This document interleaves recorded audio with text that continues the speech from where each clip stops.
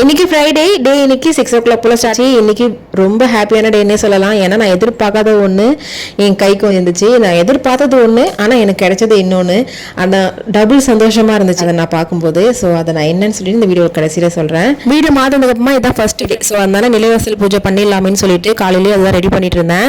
ஏன்னா சஷ்டி விரதமும் இருக்கும். ஸோ அபிஷேகம் பண்ணி நம்ம இதை பண்ணுறதுக்கு லேட் ஆகிடும். ஸோ அதனால காலையிலேயே பண்ணிட்டோம்னா கொஞ்சம் அதை பண்ணுறப்போ டைமிங் கொஞ்சம் கரெக்டாக இருக்கும்னு சொல்லிட்டு ஃபர்ஸ்ட் நிலைவாசல் பூஜை பண்ணி அதுக்கப்புறமா தான் சஷ்டிக்கான உள்ள வந்து முருகருக்கு அபிஷேகம் பண்ணி பூஜை பண்ணுறது எல்லாமே பண்ணேன். நிறைய பேர் நிறைய டவுட் சஷ்டி விரதத்தை பற்றி கேட்குறீங்க. அது நான் பதிலும் சொல்லிட்டு இருக்கேன். எனக்கு ரொம்ப சந்தோஷமா இருக்கு. ஏன்னா நம்ம ஒரு விஷயம் சொல்லி அது ஒருத்தவங்களுக்கு யூஸ்ஃபுல்லாக இருக்குன்னா அது நமக்கு ஒரு சந்தோஷம். ஸோ அதுக்காக அதே போலவே இன்னொருத்தவங்க வந்து கேட்டிருந்தாங்க, நம்ம வந்து சஷ்டி விரதம் இருக்கிற பெட்டில் படுக்கலாமான்னா அது வேண்டாம். புது பாய், புதுசாக யூஸ் பண்ணாத பாய் இருந்தால் அந்த பாயில் போட்டு படுத்துக்கோங்க. அப்படி இல்லைன்னா பெட்ஷீட்டில் வச்சு நீங்கள் படுத்துக்கலாம். பெட்டில் படிக்கிறத தவிர்த்து நம்ம பண்ணக்கூடாது. அதுக்காக தான் சொல்கிறேன். இன்னொரு சிஸ்டர் வந்து நான் நிறைய ஃபோட்டோ, முருகர் ஃபோட்டோ வச்சுட்டு நடுவில் ஒரு சிலை மட்டும் வச்சுட்டு டெய்லி சஷ்டி விரதத்துக்கு பூஜை பண்ணுறேன். அதை வந்து நான் டெய்லியுமே க்ளீன் பண்ணணுமா அப்படின்னு சொல்லிட்டு கேட்குறீங்க. பைப்பு எடுத்துட்டு புது பூ மாற்றும்போது உங்களுக்கு சேர்ந்தோம் இல்லையா? ஸோ அதை மட்டும் ஒரு சுத்தமான துணி வச்சு சும்மா தொடச்சி எடுத்துக்கோங்க. நீங்கள் விரத நாட்களில் எப்படி வீடு சுத்தமாக வச்சிருப்பீங்களோ அதே போல வச்சுட்டா போதும். சும்மா துடைக்கணும்னு அவசியம் கிடையாது. என்னோட சர்ப்ரைஸ்ன்னு சொன்னால அது இந்த சர்ப்ரைஸ் தான். நான் ஆக்சுவலி அம்மா கிட்ட வந்து நான் ஆல்ரெடி சிலை கேட்டிருந்தேன். ஒரு 2 மாசத்துக்கு முன்னாடி வந்துட்டு பழனிலுமே ராஜ அலங்கார சிலை கேட்டிருந்தேன். ஆனால் எனக்கு அந்த சிலை கிடைக்கல. எனக்கு இப்போ சஷ்டி விரதத்துல போது இந்த 2 மனைவியோட இருக்கிற